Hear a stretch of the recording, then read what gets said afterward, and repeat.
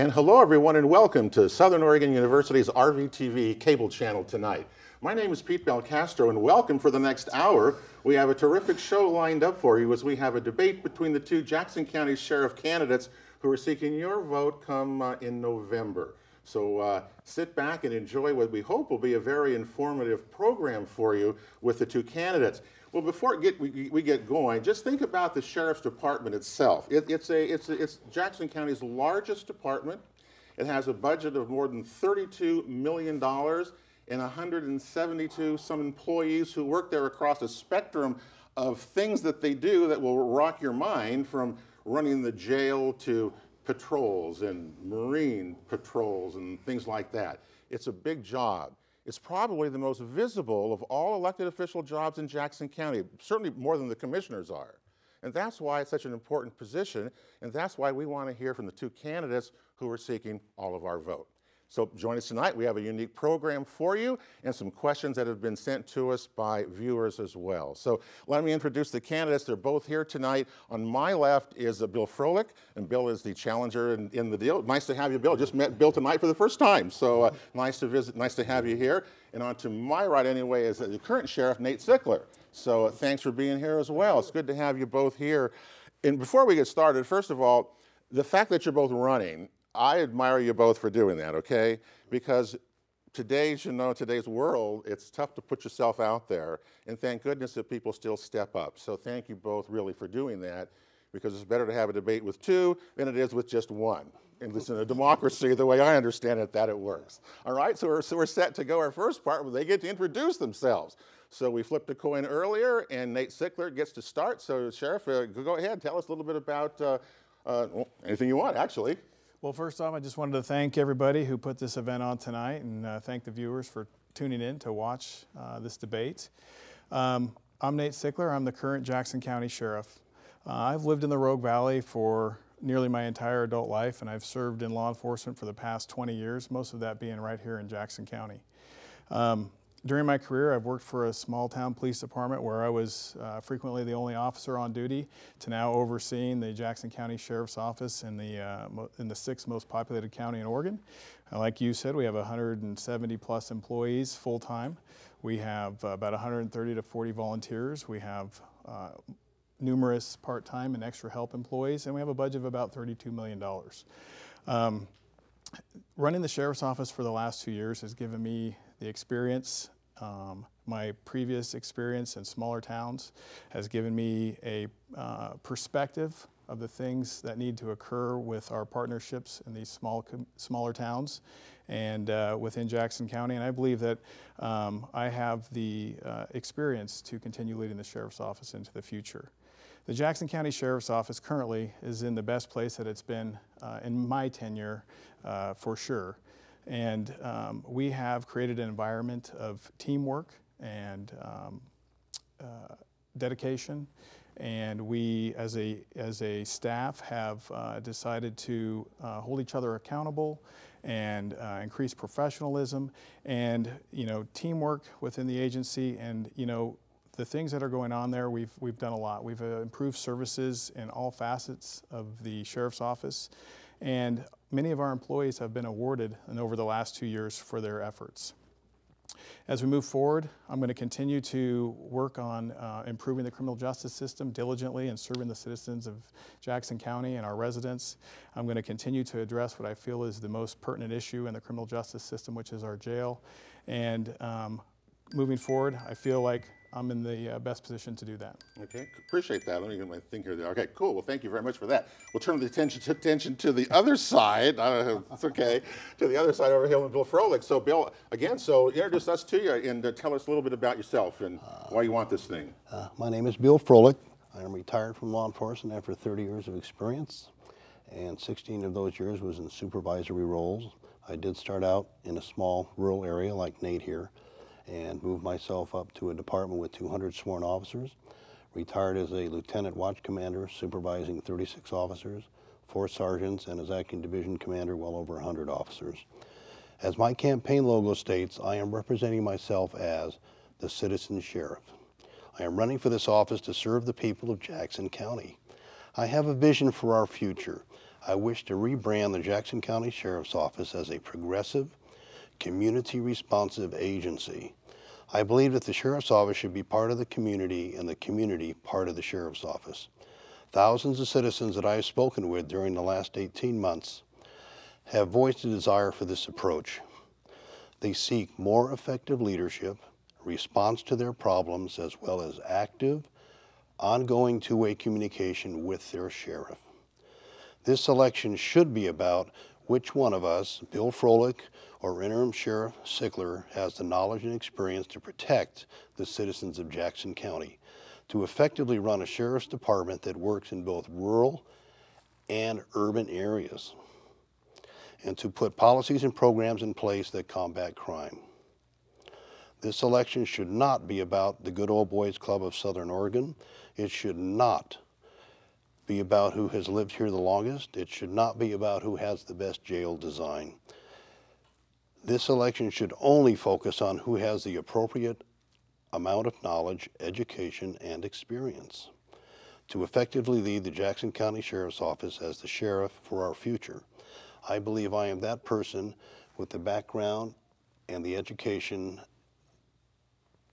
and I would say the maturity to carry forth the needs of this county and to address and implement the needed changes that need to take place here. Okay. And I hope to earn your vote as your citizen sheriff here in Jackson County. Thank you. Well, thank you guys for kind of a good introduction there. You both have obviously pretty good background, you know, in what you've been doing. So this next segment, we're actually going to I get to kind of interview you both, which I really look forward to doing and talking about some of the issues that I've kind of come up with as this thing has kind of come along here. So this is not kind of a question and answer, we kind of just discuss this thing. First of all, law enforcement seems to me to be under siege in a large part of the country.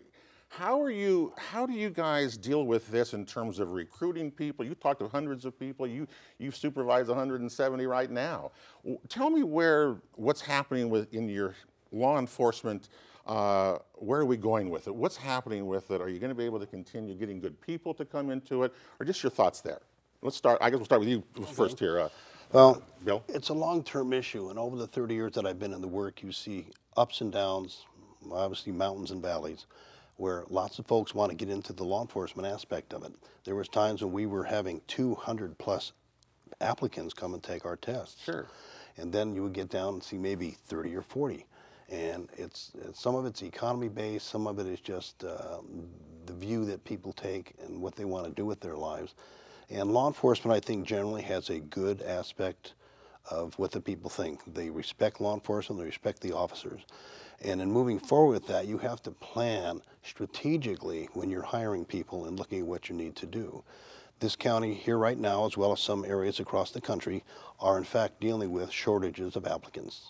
So what you end up having to do with that is sometimes you have to offer bonuses and say, look, we'd like to have you have a look at us if you like us. Have you had to deal with that, with the employee thing, or how do you deal with that right now?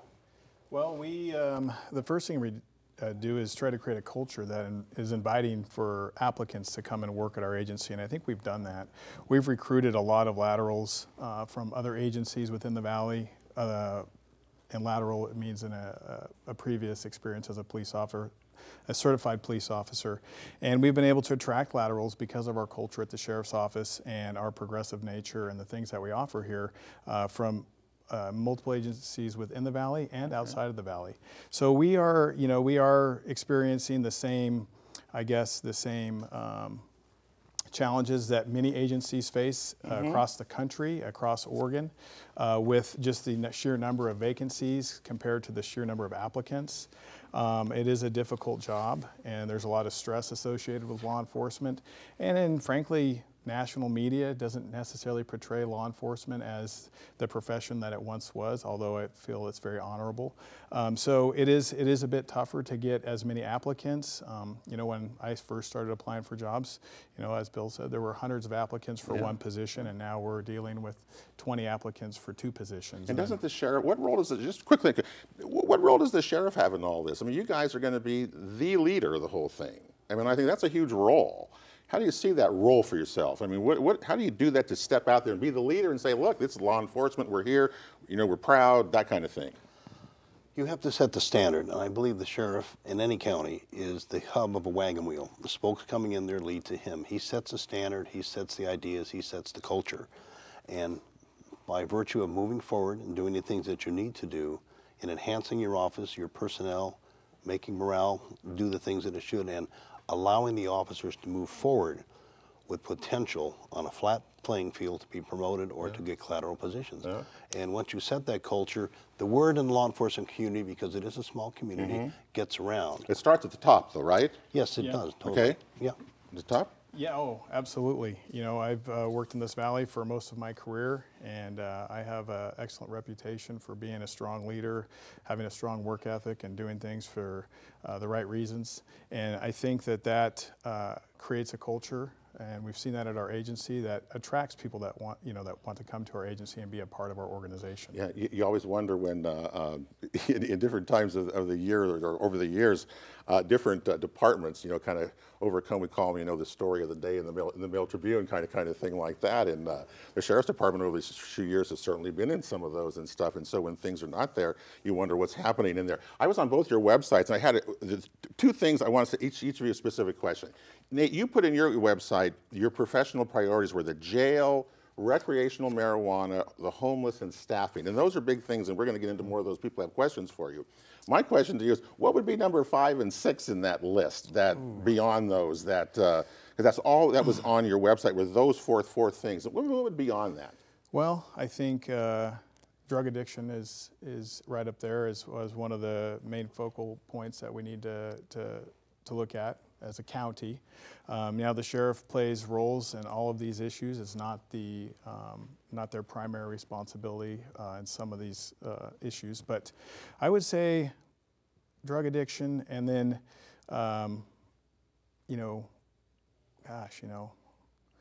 we have good partnerships in the valley. We have excellent employees. The thing is, what we're limited by is staffing numbers, sheer numbers. So increasing budgetary funds through, opportunities through the county or through different grants, as we've done. Mental health is probably up there as well. Mental health and drugs, I think, would be those 2 issues. It's certainly out there. And Bill, let me ask you a question. On your website, you have a list of, it's quite an impressive list of things that you've done in law enforcement experience and service here and stuff like that. You don't say how long you did those or where those were done. Can you give me just a little bit, kind of, some of these, what was kind of the coolest thing on that list there? And there's quite a list of things that are there.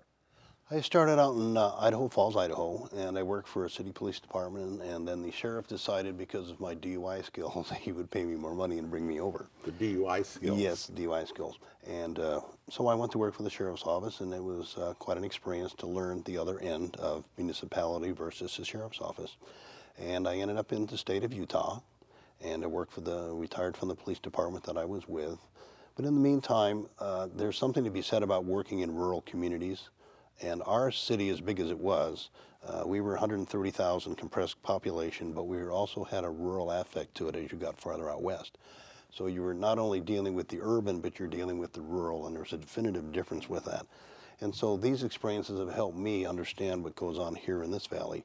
The things that are going on here in this valley, I have experienced, I have seen, I have been part of the solution that our department had in working through this, because we were a team.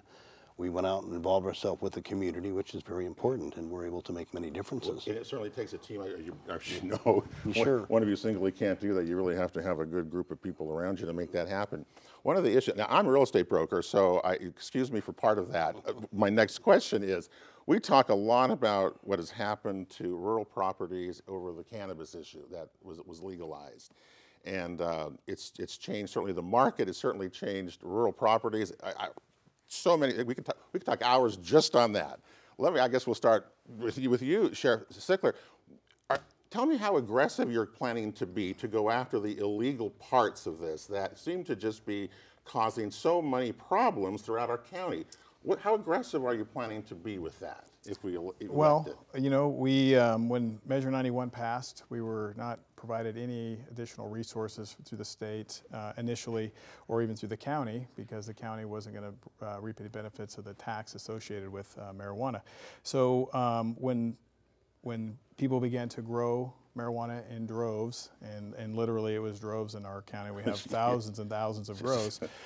We started a marijuana advisory committee in Jackson County where it was comprised of people who were involved in the industry, citizens who just oppose marijuana, and then business owners and other folks in the community.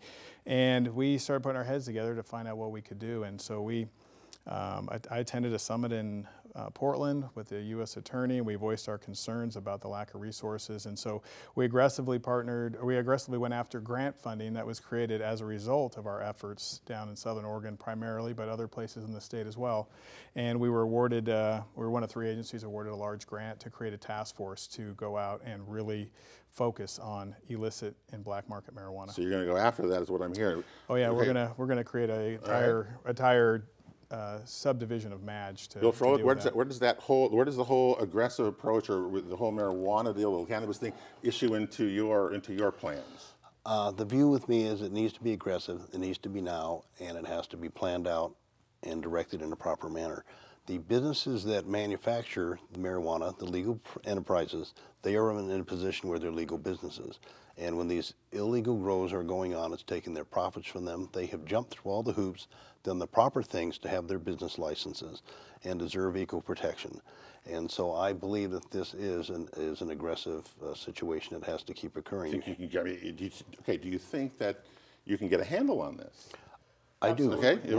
Yeah, I mean, without the resources that we've been allocated, we're going to hire, and by our hope is to have a task force up and running by next grow season, and we've already dedicated two deputies to deal with some of the livability issues and some of the enforcement issues associated with this, and they've had great success. So you put those resources to it, and Bill, the same thing. I mean, you're going to put the resources to this to get a handle on this issue, yes, correct? Yes, you have to continue getting your resources, and it's not something that happens overnight. Sometimes the issue can be when it's presented to the public, oh, you have the magic wand and you're going to fix this problem today. Yeah. And it won't be fixed today, but as long as there's an aggressive direction in dealing with it, you're going to make progress. And well, that's the only way it's going to happen is that you're going to have to be tough with this. Yes, I mean, this whole thing, I would certainly think, I don't know what degree or whatever, but it's such a big issue right now that I think it certainly deserves the sheriff's attention. It's one of your things, and sure. It's out there. You talk about it all the time, and so it's obviously out there. Another thing that I know that you both are kind of have differing views on is over the jail. One of the things that I always find about it's so interesting because the sheriff itself is so different than being a police chief or being a city cop or something like that, because it just covers so many things, including the jail for the whole county. Yeah. That's a big operation. Yes, it is. You both have different ideas on the jail. I read your thing about a modular jail system. It's cheap. It's this kind of thing that you've proposed. All right. We don't have a lot of time before we switch, but just kind of give me a thumbnail because other people have questions later. My situation and my philosophy on that is this is an emergency in this valley. You cannot fix an emergency until you stop the bleeding. And I travel out of state to find out about this facility, and they do work. They are effective. And they're prefab. They're prefab semi-trailers, and they are stainless steel inside, and they meet all of the federal and Oregon guidelines for jails. And the company that builds them follows all of these rules. And what they're good for is about 25 years of service. When they put them in, if you were to sign a contract today like Caldwell, Canyon County Sheriff's Idaho did, they will have theirs up and running by probably the middle of January. And they're going to take 121 inmates. They have 121 beds, and it's going to be used as a female facility. And they were leasing this unit for 7 years because they figure it's going to take them 7 years to get their jail built. And their estimation on the jail was $175 million. And so they're going to go ahead and do that, and these are effective. They're being used in other parts of the country. I've not heard those. I've been at Pelican Bay. I've seen how they do the pots and things like that. But I've not seen jails like that. But it's something that's out there, and I saw there are communities who have done that. Okay, we saw that. The cost. We got more on this later. I just kind of wetting people's go. You have a different view of that, obviously. So. And you kind of inherited. You're running the jail right now. Yeah. So. What do you think? Well, I think that what we need is a long-term solution for our valley. You know, the temporary jail, we still need to go out and pass a funding mechanism to fund the jail. And it can't be put up in 90 days or even 6 months because we have to hire staff after we have an opportunity to get something on the ballot to fund that staffing. There's a lot of costs associated with the jail that sometimes are overlooked, but you know, there's medical coverage for inmates. We have to pay for medical, and that's really expensive. Do you ever get staggered by just looking at the numbers of something like that? It can be a little daunting, but you know, we're going to need a funding mechanism, and then to spend you know, $10–12 million, and that's just on the hard costs. That doesn't include soft costs, which is going to be land alterations, sewer, HVAC. So it's really going to be quite spendy, and the way that we're hoping to fund a permanent long-term solution within a service district, that would essentially take money out of the availability to put towards a permanent long-term solution. And you know, with a cost of construction. Out of the service, explain that part to me. Yeah, so when we put out the... it's going to come from property taxes. Service district, essentially a property tax. So they're going to create a district, a jail, like a, I don't know, a jail district, much like a library district would have been then. Well, that would be the hope. Of course, the voters have to pass that, the commissioners have to pass that, and then each city government has to agree to be a part of that district. So there's a lot of work to be done. But that's really the only way to sustain operations for a jail, because we're estimating that our operational costs are going to double when we expand the jail. It's not only the cost of the jail, it's the cost of running the jail after it's done. How do you respond to that? Okay, the units that I'm talking about can be viewed as temporary. They can be viewed as permanent as well. They can be taken apart after the new jail is built and moved over as overflow jail facility. And so you're talking keeping the current jail and then adding these kind of units. The current jail that's there, the footprint will fit these units, and you could put up to 3 of them next to the jail. Your food service, your administration is all right there. It'll all fit. And then when the new jail is built, these can be turned back to the company, or you can buy them back from the company for what the residual is. And so you're still saying, though, that you want a new jail has to be built. It does. It's somewhere in the future. And somewhere in the future, it has to be done. So you're both saying that. Well, yeah. It's just how you get there, how fast you get there. Because what happens, I mean, I was in the news business for a while, and I was first introduced to by police officers the revolving door. They come into the jail and they go out the next day, and you know, all this that goes on. We all know that's out there, and that isn't going to change. Does the new jail, and then we'll go on to the next part, does the new jail solve that? Does it stop that? Or I believe it'll come in the planning. The new jail should be built in such a capacity that it can take care of the future as well. What the plan that I'm looking at is you've got to stop the bleeding now, and these can be reused and put into a permanent status. Some of the facilities are being used as a permanent aspect of it.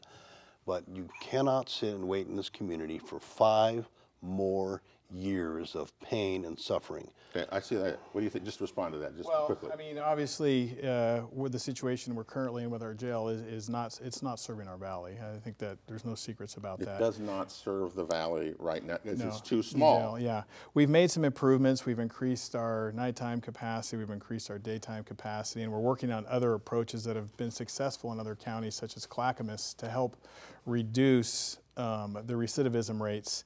But ultimately, a new jail is a need, and if every year that we wait to build a new facility, you can right now you can estimate about a 5% increase in cost. So if you wait 2, 4, 6 years, you know, in a $100 million jail, it's going to cost $130 million. And if you compound that over time, so the money that we spend on a facility that's temporary, that really probably will help a little, but not really solve the issue, that will end up being money out of what we would have allocated to build a new jail. How big should how many beds would this new jail have? You want a women's section or separate? You have to have medical. You have to vote. How big should it be? The research that you're going to have to base all this on is growth in population and the growth of the criminal population, and to give a good idea of what the percentage of growth is going to have to be in the jail. You can't go out and say, I arbitrarily want 750 beds. Ideally, what would you want? Just out of curiosity, what would you say? I would say in the area of 700 to 750. 700? Yes. It's like a state prison, well, isn't it? Is that right? It surely is. Yeah, no, I think that's accurate. 700.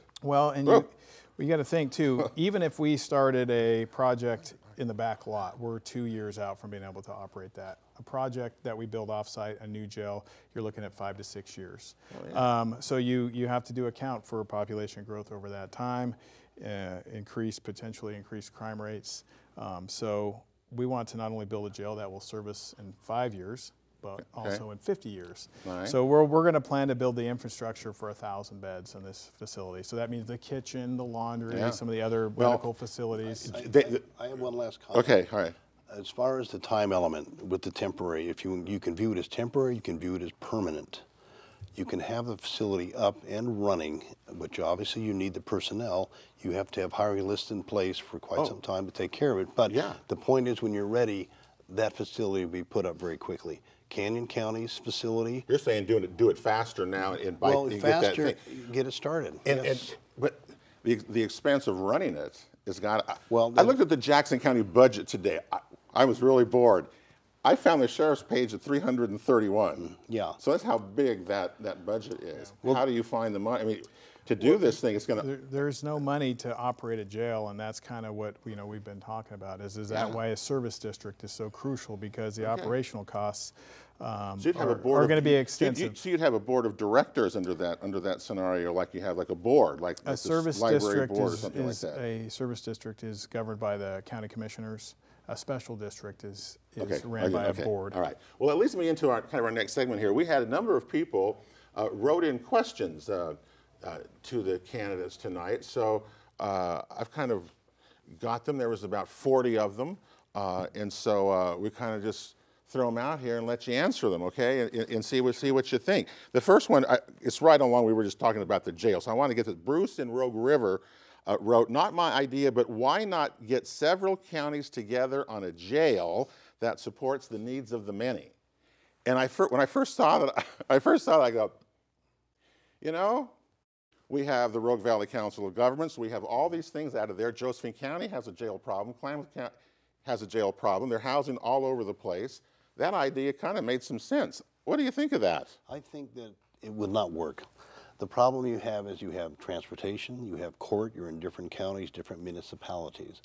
So putting a large jail together and funneling everybody from areas into there creates such a cost burden that it's not feasible. It's not a feasible thing to pursue. What do you think? I agree with Bill. I really? think the time that you account for your construction costs alone to build a facility to serve multiple counties, you're talking about a very expensive project. And then the travel time and the effort getting individuals back and forth to jail would be quite expensive. And currently our jail is only housing, outside of probation violations, about 1 or 2 sentenced inmates. So that means all of our folks that are in jail are pretrial or parole and probation sanctions, which is a little bit different. So we're not really having a huge problem with our post-conviction inmates. It's really our pretrial at this point. So they do have the right to appear in court within the jurisdiction that they're accused. So depending on where that jail was, you could have some pretty extensive travel costs. And you have to rely that. Sense. I mean, we have remember they were going to build a big prison here. Remember the state was going to build a prison down here? Mm-hmm. In some ways, maybe they should have, because you could have probably used it, or if you do get a prison, you can house them or something. I don't know. It's expensive, and it's just. Yeah, prison is much different than jail. So, like I said, we're typically housing people who have not been convicted. That's fair. It is different. Mm-hmm. It is different than jail. Okay. This next question comes from Donnie in Ashland. Okay, it says, I work in mental health and would like to know your qualifications or relative to dealing with mental health patients in the community at their time of need. And that can also probably read just the whole mental health issue that's out there that seems to be driving a lot of homeless or whatever. But how do you respond to that thing about mental health patients in the community at their time of need? I guess we can start with you this time, Nate. Yeah, well, mental health has obviously been a challenge for law enforcement in Oregon, and you know, we've experienced our challenges here in Jackson County. Prior to the county losing contract with the CCOs, we actually had a mental health professional who was embedded into our office that would assist us on calls involving those that had mental health issues, and that was a huge resource. I'm happy to report that we've lost that resource for about 2 years. We're finally getting one back, and she's in training right now, and she should be in our office here within the next month or two to help our deputies deal with those who are struggling for mental health. Okay. The next thing we're going to do is we're working on a program within the county to where we can expand those resources through Health and Human Services, the mental health aspect of that, to where they'll be able to work with multiple agencies within the county. So right now it's a budgetary and funding thing, but at least we have one resource that's going to help us deal with this. Bill Froelich, mental health parts of this, what's your thought on that? I believe more affirmative action needs to be taken. I visit over 25 more affirmative aggressive action. I visited with over 25 profit and nonprofit organizations over the last few months in this valley. There's a misconception that many of these resources are being overused and they can't take any more folks. There are more organizations than you would know that are underused because there is not contact between the sheriff's office and these units and these different organizations.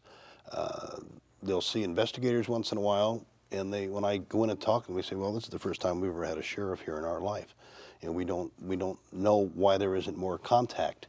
And so, again, facilitation of the services and understanding what's going on with them and then getting them into the community-related part of the sheriff's office. What can we do to help you? What can you do to help us? You get your officers firmly trained in what these resources are so they understand what qualifies for one organization, what does not qualify for another. Put that burden onto the sheriff's office. How much of the time is actually spent with mental health patients? I mean, jail. Don't you have to now, like, or there's a law coming that you have to, like, get them, find them a place to go or something before you release, things like that? Is that what we're coming to here? You're dealing with them all the time. The mental health issue is becoming more recognizable because it's having more of a negative impact on the community. Okay. There's resources in Jackson County. We have a mental health worker who works within the jail and works with our population who are suffering from mental illness within the jail. And we do work with our Health and Human Services Department of the county to provide additional services, crises services. So while the mental health crisis that's affecting our society isn't really fall into the purview of the sheriff's office, we do interact with those resources when the criminal justice system and somebody with mental health collide or intercede. Yeah. But you see more of it. Basically, oh yeah, no. You just see more of this, this type of issue that was, you know.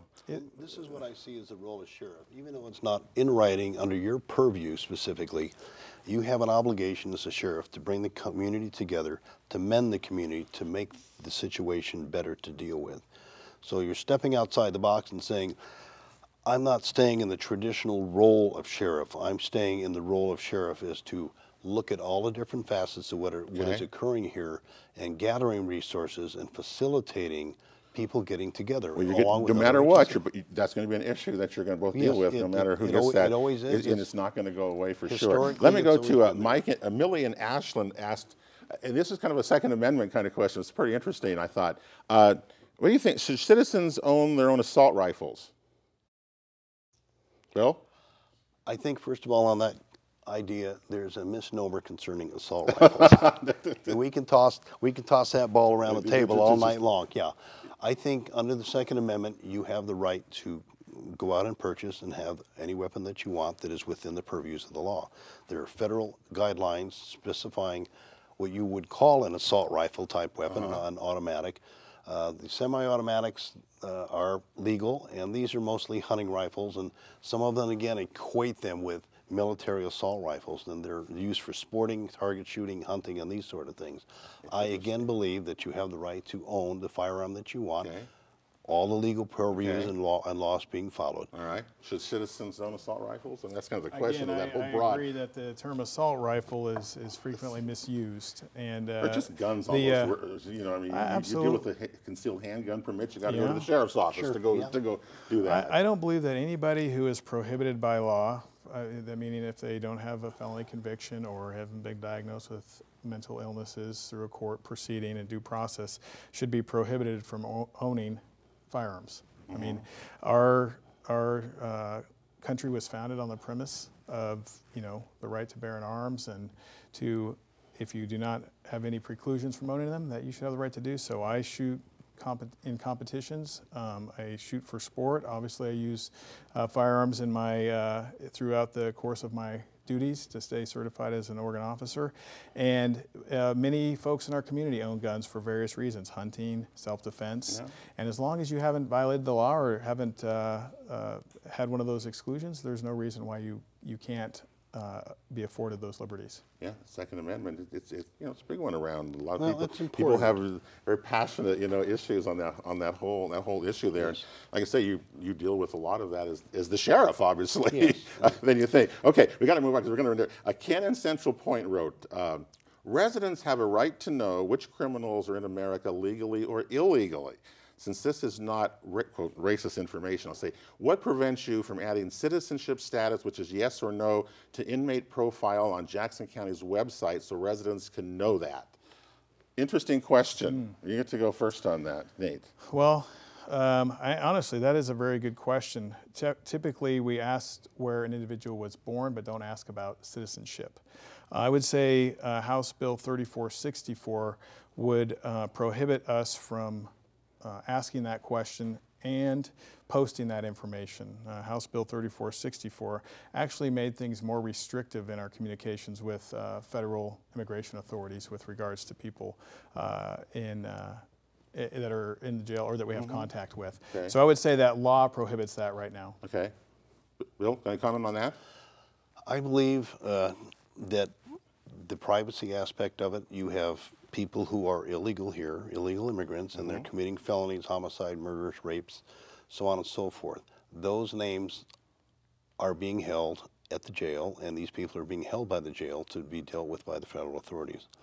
I am not a person who believes in saying, oh, well, this person was stopped for a citation and he's an illegal immigrant. No, I don't believe that, and I'm not buying into that aspect of it, and I think it's important that people understand that position on it. My own question here is just follow up there. How do you reach out to the Latino community, the Hispanic community here, which is a growing part of our you know, our citizens here? How do you reach out to them as a sheriff? What do you think you should do? The city that I work for, we had probably 13 or 14 ethnic minority groups within our community. They were Muslims. We had our own mosque.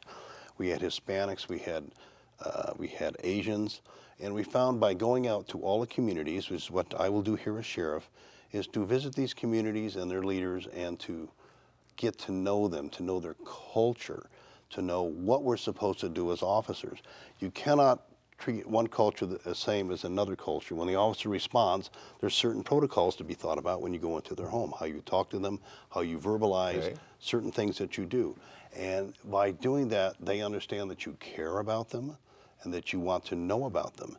And again, it comes back to training your officers from the top down, that they understand what's going on with the community. And when you do that, you get the community aspect where they want to talk to you, they want to deal with you, because many of them... How have you been, I've got to keep going. Okay. How you've been having to deal with, obviously, in this issue. How have you dealt with that then? Well, I've made it a priority to foster relationships with various groups such as Unite, Unite Oregon, the ACLU, the Health Equity Coalition, and really kind of build trust within those organizations because they are the leaders of our primary minority community is Latino or Hispanic. And so I've made great efforts to work with those organizations and those leaders and build trust so that when there are issues or things going on in the community that they feel safe and secure in coming to our office using our services, and that knowing that we take value in representing everybody in our community and providing safety for everyone equally. And we've trained our officers in implicit bias and fair and impartial policing and procedural justice, and we're just focusing on trying to do the modern things and the appropriate things to help build trust and legitimacy within the community. That's the way that goes, and it's a growing community. Certainly, if you want jobs in the future in law enforcement, I would think that bilingualism is a real important asset to have, and you as you go through things. It was very as well. useful for us. It made a big difference. It makes a big difference. Corey from Shady Cove asks us, what are your plans for crime reduction surrounding drug use, okay, in locations the Jackson County Sheriff served, most notably in and around Shady Cove and Trail? So are you going to do anything about that? I mean, drug use is certainly out there, so I guess we'll start with you, Nate. Yeah, that's always going to be a challenge because you have you obviously have the criminal aspect of drug addiction and use, and then you also have the societal issues with addictions. You know, we have increased, like I said, we're increasing our staffing in the MADG division, creating a subgroup that's going to work primarily with marijuana cases. That's going to free up the other resources within MADG to maybe do some additional work. But they're working really hard to solve these issues. There's arrests every day. Our drug arrests are up at our agency. You know, there was the law that passed this last year that did minimize drug offenses to misdemeanors in some cases instead of felonies, and we're going to see how that's going to impact use overall. But you know, continuing to add resources to our staff or continuing to add staff to the Sheriff's Office is going to give us more opportunity to work more proactively on some issues. All right. Crime reduction surrounding drug use. I have visited all the rural communities several times in the last few months. I visited with the city councils. They are severely disappointed that the coverage is not out there. They want the coverage there. They don't feel that their needs and their contracts are being met. And part of this is using effective use of your resources. Become innovative. Think outside the box. How is it you want to take your resources and utilize them and use them in an effective manner? And this is coming from all over the urban as well as more so in the rural counties. I've been to Prospect, I've been to Butte Falls, I've been to Gold Hill. All of these folks are telling me the same thing and have for months.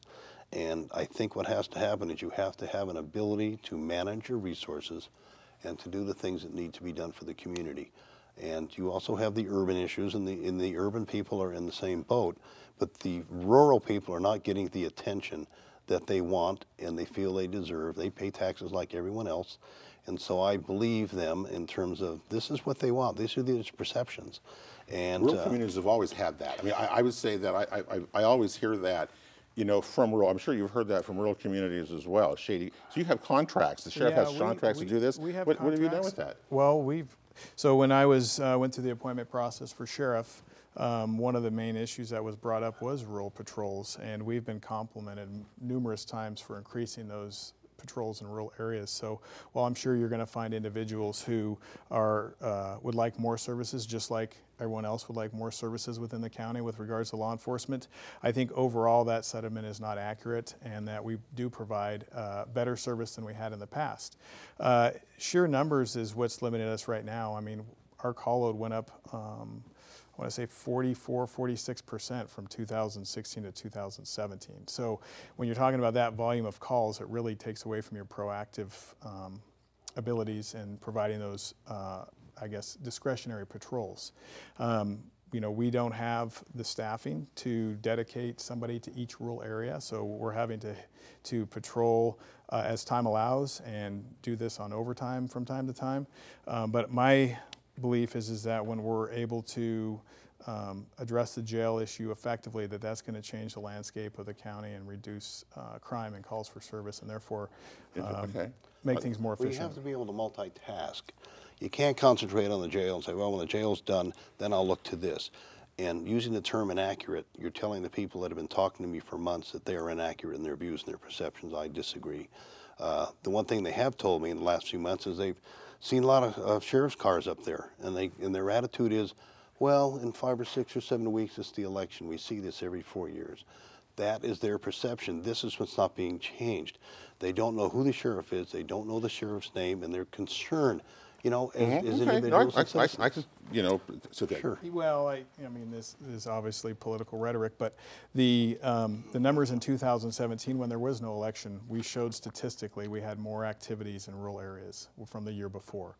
So we've made a conscious effort to be in those rural areas, and we've made efforts to improve services across the board. Has the cannabis thing brought that up, do you think? Is that responsible for some of that? It's increased issues in those rural areas. You know, we've had more complaints regarding livability issues, burglaries, thefts, robberies. All manner of crimes have been related to marijuana, recreational marijuana, okay. and so that is partially a reason for our increased calls for service. All right. One last quick comment. Okay, can I make it quick? It will. I don't view this as political rhetoric. I view it as fact because I've talked to hundreds of people and they all have the same point of view. That's and fine. so this isn't rhetoric. I'm just telling you what the citizens tell me, and That's why we're here talking about this stuff, because you know everyone gets to talk about what they what they have to do. A guy has to go on here. This is from I'll get it right. Diane in Central Point. She says, "I don't feel safe walking on the Greenway, and I used to love it. After 3 encounters, I stopped. I appreciate sweeps, but they don't seem to be a long-term solution. What's your new plan to make the Greenway safer?" And good for her, because I use the Greenway too, and sometimes you wonder, but a lot of people stay away from it now, which they shouldn't because of this element there. So this is another concern that's been brought out to me. They're not feeling safe on the Greenway.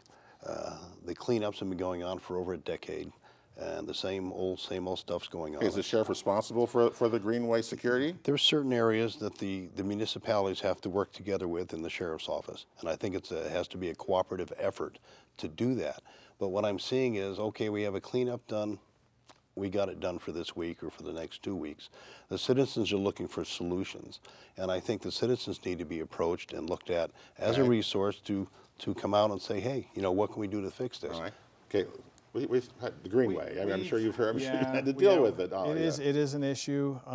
The homelessness population is ever increasing in Jackson County, and that's fueling some of the issues on the Greenway for sure. Mental health issues, drug addiction issues, criminality. We have collaborated. We work with the Medford Police Department, our mental health, Veterans Affairs, addiction recovery, the Central Point Police Department, the Phoenix Police Department, Talent Police Department, the Ashland Police Department, and we coordinate our efforts along the Greenway, so we're not just pushing the problem to and fro. It's just the problem is such a magnitude that you know, it's going to take a consistent, you know, almost everyday presence, and I don't even know if that would work just because of the other factors that are influencing that.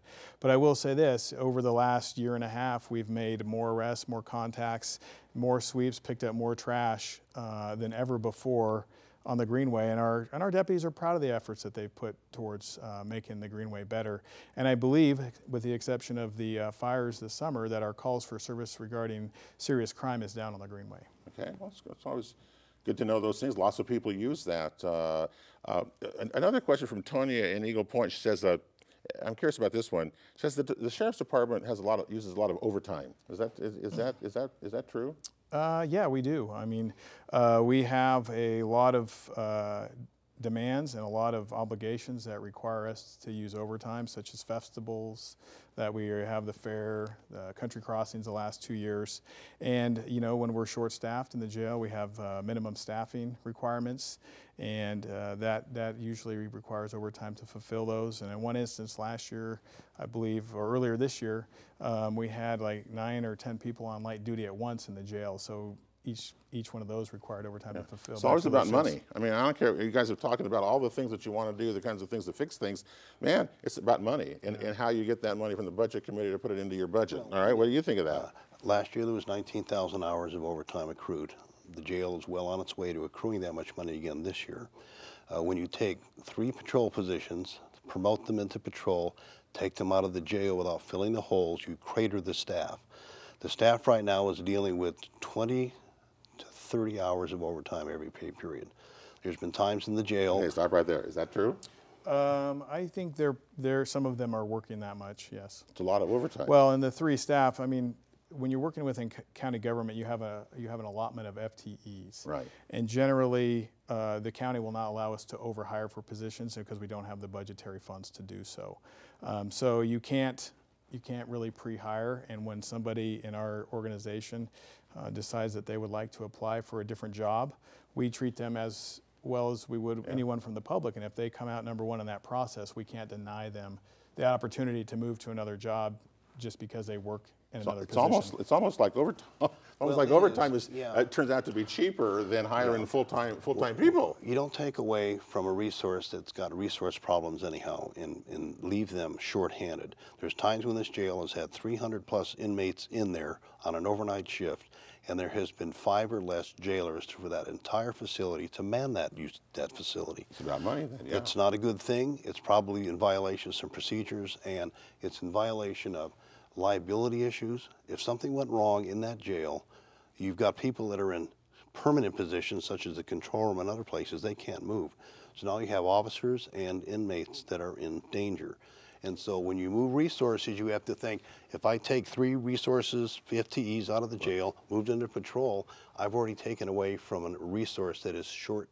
That's what you're calling balancing. Well, it's not even. That budget, it's imbalance. It's imbalancing imbalance, and it's making it worse. Well, you know, Bill and I can agree to disagree, of course. It's fine. In fact, one of those positions actually waited 15 months to come to patrol so we could try to balance those resources, because he had put in for a job and we had held him back into the jail. And when we got to the point that also our patrol is suffering because, you know, we're short-staffed there as well, and the startup time for a patrol officer is, you know, between 15 and 18 months, generally speaking, because of the training. So you always have to balance the best use of your resources, and sometimes it pinches you, and you just can't. I think that's probably what really the sheriff, it seems like, is listening to you both, is you really become an administrator of this budget and how you put your allocations out. Your jail has the highest degree. Your jail has the highest degree of liability, and the more things go wrong that out of patrol, and that's my concern. And it's also the concern of the deputies, correctional officers, and other officers that have spoken to me. They've met with me. They've called me up and said, "These are our concerns. This is what I'm talking about. This is from the horse's mouth, as it were." Bill, the jail. I think when it first went in over the years, it has been this. I mean, sheriffs have had to reduce it, change it, they've added on to it, all this thing, and it still seems, here we are, 2018, the jail issue is still out there, and we've never really been able to settle it. No, the buck's been passed, administration after administration. I don't disagree with you on that. Yeah. The last part of our segment here, before we run out of time, we wanted to let each of these fellas ask each other a question or two about about anything they wanted to ask them, because they've seen each other in some debates around and have appearances. In November, the election day is coming. So I guess I'm not sure where we are, but go ahead. You're going to stay. We'll let you go first, Nate. What would you want? Ask him. What do you want to ask him? Okay. So you've mentioned several times that you've met with multitudes of people in the valley to discuss issues. Have you met with the police chiefs or the leaders of our criminal justice system in Jackson County? And if you have, what have they said about the way things are going? And if you haven't, why not? I have not met with them. I've been busy out talking. My priority right now is the citizens of Jackson County. I can meet with the department heads of the different police departments, and after I'm elected sheriff, I will do just exactly that, and they'll tell me what their opinion is. I will solicit it, whether it's good, bad, or indifferent. I want to know exactly what they think. You're not going to hurt me by throwing stones at me. You're going to improve the situation. My priority as sheriff in this county is the citizens in the urban and rural areas of this county. That's what matters to me, and that's where I have taken all of my efforts to find out exactly what's going on with them. I'm not using political rhetoric here to make hay politically. I am telling you exactly how it, what it is. That's fine. And answer the question. That's fine. Sure. Answer the question. Get an answer there. Yep. Okay with that one. All right. You want to ask the sheriff question? Sure. Bill, ask him away here. Okay. When you were appointed interim sheriff, you promised to the public and to the county commissioners you would appoint an undersheriff within 3 to 4 months. All Oregon sheriffs servicing populations of 100,000 or more in this state have undersheriffs or chief deputies. Would you explain your lack of action in fulfilling this promise that you made to everyone? Well, I don't recall making a promise to fulfill any positions. However, I do have a captain who's the sole captain of our agency, and he is serving for lack of a better term, as an undersheriff, as my number 2. I would love to be able to do that, but as Bill has mentioned so many times, staffing is an issue, and at this time, I do not believe that allocating another resource as an undersheriff or a command level position when we are struggling to fill positions and with overtime is the best use of a resource at this time. Okay, answer that question for you. All right. You did, yes. All right. Got another. I got a minute. You got another one? What else would you ask?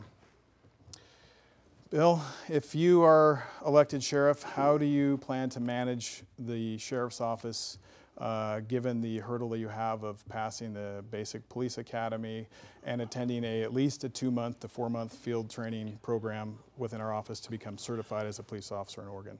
Okay, first of all, this is a common occurrence across the country and in Oregon.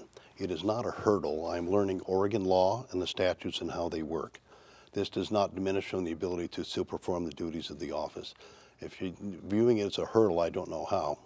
All criminal elements and basic crimes that occur across the country are all pretty similar. So in post, you're learning the different aspects of it. All the other aspects such as report writing, so on and so forth, ACT, those things I've been exposed to. And so it's a situation of moving forward. And I do not view it as a situation either as being a hurdle or a detriment. It's common. It's a common thing that occurs. Okay. If it wasn't common, you'd be sheriff forever because they couldn't elect anymore if it was based on the fact that the sheriff had to go to a post academy. I think the sheriff is one of those positions where it's one of the few elected positions where you have to have some certification, right? Isn't that what that is? Yes, it's a certification. Yeah. Like in Utah, same thing. Idaho, I was certified in both states. Okay. And so the same thing would occur here in Oregon. Same thing occurs. Before we're out of time. I wish we could go longer. I've enjoyed yapping with you. God, there's so many other things we can talk about we haven't even got to. So the end of it here. So you've got a couple of minutes here at the end to talk about things, whatever you'd like to say. So Sheriff Nate, you get to go first, Nate. So and then Bill. Okay. Well, I feel I'm the best candidate for sheriff for numerous reasons. One is I have proven myself as a leader, as a law enforcement officer, and as a member of this community for the last 20 years. I have changed the direction of the sheriff's office. We are considered a progressive agency. We have relationships with our community members. We're providing a better service than we ever have before, and we're as close to having a new jail plan than anybody has been, and since this jail was built in 1981.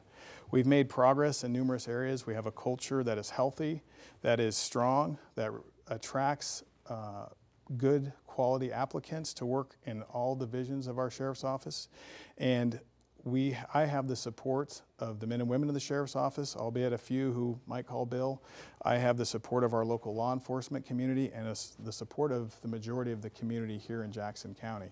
I feel I'm the best choice because I am moving our office forward currently, and our office is running well.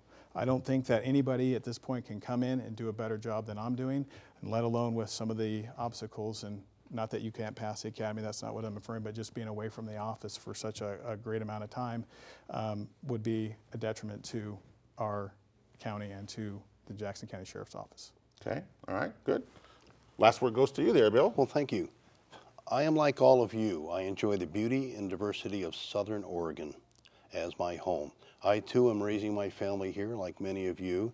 I too have seen the increase of crime that is threatening our way of life. This led me to consider 3 options. I could attempt to ignore what I'm seeing and continue with life as the best I could, or I could throw my hat in the ring and apply my experience and knowledge to help make a difference in our community. As a man of action, I chose to try to do something to benefit our community. With the skill set and wisdom I have gained throughout my life, this is why I am here today. I want to congratulate and thank Interim Sheriff Sickler for running the Sheriff's Department the best he can with the limited supervisory experience that he has garnered from his years in the department. As I look at the types and severity of crime in this county, the one thing that sticks out to me is the severe increase. What this county needs right now is a sheriff that has experience dealing with the types of crime and their causes that are manifesting themselves in this beautiful valley. Unfortunately, Interim Sheriff Sickler has only been in law enforcement locally and lacks the experience to accomplish this effectively. You gotta hurry too. Okay. However, the guess, check, and refine methodology that is used now to deal with increasing crime is not effective and wastes the taxpayers' money. My experience in supervising many police officers in a metropolitan area that is also having a rural taste to it is an important aspect to consider. I have worked directly with homelessness issues, drug, crime, state, federal agencies, and this gives me the knowledge and skills to run the department and get things done. It also allows me to focus crime-fighting activities appropriately and effectively. My experience working in the drug corridor of Interstate 15 and in a large city with the rural feel is applicable to and will only benefit the citizens of Southern Oregon. And when I elect, okay, no, we got to go because we're out of time. So, sounds good. All right, so Bill and Nate, hey, really, fellas, thank you for doing this and coming by. I appreciate it. It's really the voters. It's your turn now. It's the voters' turn. Yes. It's what elections are about. They have websites. Check them out. Voters' pamphlets are coming out. The biggest thing, of course, is participate in our democracy and please vote. So I'm Pete Belcastro. Thanks to our student crew here at SCU for their support of tonight's program. Have a great night and God bless you all.